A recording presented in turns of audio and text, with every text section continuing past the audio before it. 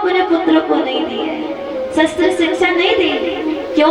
क्योंकि पिताजी जानते थे कि मेरा बेटा उदंडी है, पापी है, ये कभी भी कोई सा भी शस्त्र चला देगा, कभी भी प्रहार कर देगा। इसलिए शस्त्र शिक्षा पिताजी ने नहीं दी थी। चोरी छुपे ब्रह्मास्त्र चलाना सीख लिया था, लौटाना तो फिर भी नहीं आता था, केवल चलाना सीख लिया। तुरंत ब्रह्मास्त्र का प्रहार किया। अर्जुन ने देखा ब्रह्मास्त्र आ रहा है, कृष्ण कृष्ण महाभाव भक्ता नाम भयंकर, हे कन्हैया, हे द्वारकाधीश, प्रभु मुझे बचाओ, ये ब्रह्मास्त्र मुझे मार देगा, मुझे छोड़ेगा नहीं, मुझे बचाइए। कृष्ण बोले, विष की औषधि एक विष ही होता है, लोहे को एक लोहा ही काट सकता है। अर्जुन बोले, हर बात पर दृष्टांत देना जरूरी है क्या? देखो वो मुझे मारने आ रहा है, बताइए ना क्या करना है? चला दीजिए ना ब्रह्मास्त्र। तुरंत ब्रह्मास्त्र चलाया। अश्वत्थामा के सर के केश पकड़ के लाके द्रौपदी के चरणों में डाला। देवी, मृत्यु तो आज इसकी निश्चित है, मरना तो आज इसका निश्चित है, परंतु आप बताएं कि इसको कैसे मारा जाए, बताइए। जो द्रौपदी अभी अपने पुत्रों के लिए रो रही थी ना जी, विलाप कर रही थी, वही द्रौपदी कहती है, मत मारो इसे स्वामी, मत मारिए इसे। क्या कहते हैं देवी? ये बाल हत्यारा है, अपने पुत्रों को उसने मारा है, मृत्यु दंड तो आज इसे मिलना है, बताइए ना कैसे मारा जाए? द्रौपदी कहती है, स्वामी जी, एक माँ की पीड़ा को माँ ही समझ सकती है, माँ के दर्द को एक माँ ही जान सकती है। मेरे 5 पुत्र मारे गए, परंतु 5 पति तो जीवित हैं, जिनके सहारे मेरा जीवन गुजारा हो सकता है। परंतु अश्वत्थामा के पिताजी युद्ध में मारे गए, और आज आप इसे मार देंगे तो इसकी माँ किसके सहारे रहेगी?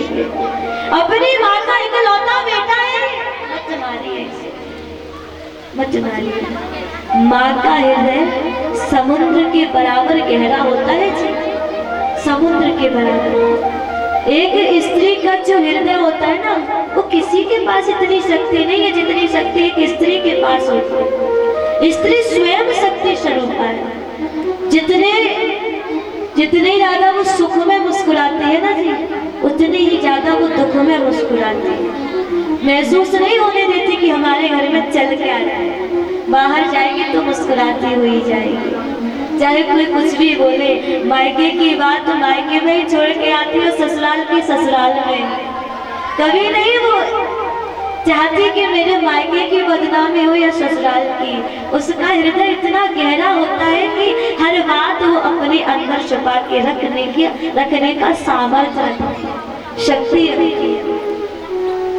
द्रौपदी कहती है, मत मारो। अर्जुन तो असमंजस में पड़ गए, क्या करूं मैं? मारो छोड़ो, छोड़ो मारो, क्या करना है?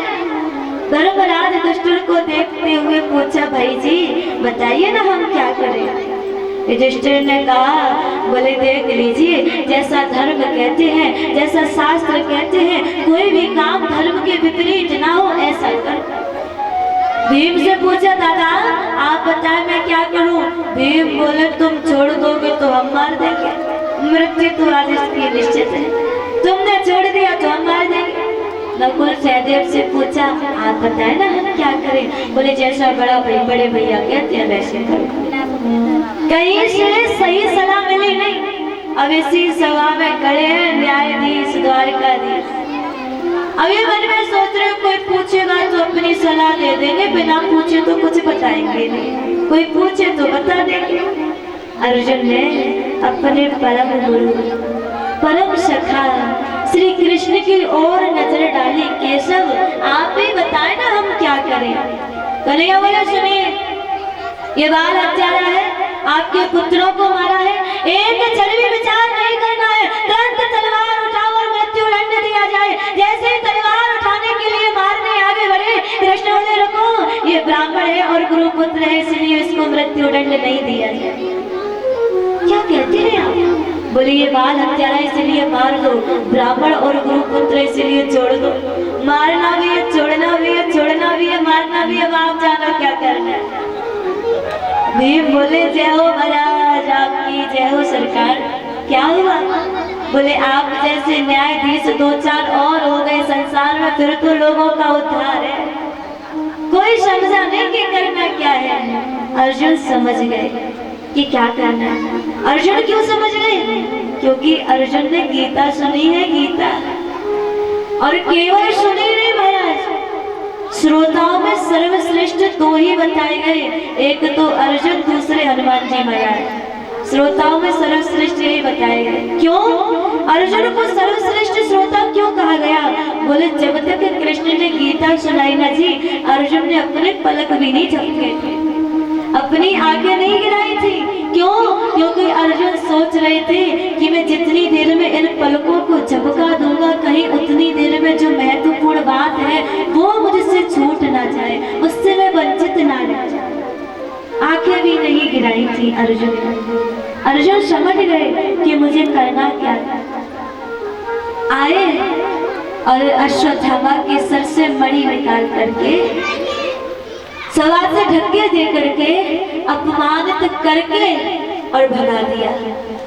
सोचिए महाराज से शौनक आदि ऋषि पूछ रहे, गुरुजी कुछ बात समझ में नहीं आई। बोले अपमानित किया कि मृत्यु दंड दिया, समझ में नहीं आ रहा है कि अर्जुन ने क्या किया। बोले राजर्षियों, एक ब्राह्मण का अपमान ही उसकी मृत्यु के समान होता है। सच्चा ब्राह्मण हुआ था। और ब्राह्मण की मणि कहाँ होती है जानते हैं आप? ब्राह्मण की मणि होती है उसकी सर की चोटी। जो ब्राह्मण होते हैं ना, कसम खाने की बात जाती है, वो यही कहते हैं अपनी चोटी की कसम खा के कहूँ, सही बोल रहा हूँ एकदम, चोटी की कसम खाते हैं। उसके सर का ताज वो चोटी होती है। अश्वत्थामा के सर से चोटी निकाली, धक्के देकर के अपमानित करके भगा दिया। असली ब्राह्मण का अपमान ही मृत्यु के समान होता है, जो असली होता है वो। और जो ऐसा ही हुआ ना, कुर्ता झाड़ के चल देता है, कोई बात नहीं, छोटी मोटी सवाती, हम तो बड़ी बड़ी ओर से निकल गए, कोई बात नहीं राजा। परंतु असली ब्राह्मण का अपमान ही मृत्यु के समान हो जाता है। क्या करना चाहिए अश्वत्थामा को? अर्जुन का शुक्रगुजार होना चाहिए। बोले कार्य तो मैंने मरने का किया था, परंतु अर्जुन ने मुझे जीवन दान दे दिया, प्राण दान मुझे दे दिया। धन्यवाद करना चाहिए, शुक्रिया।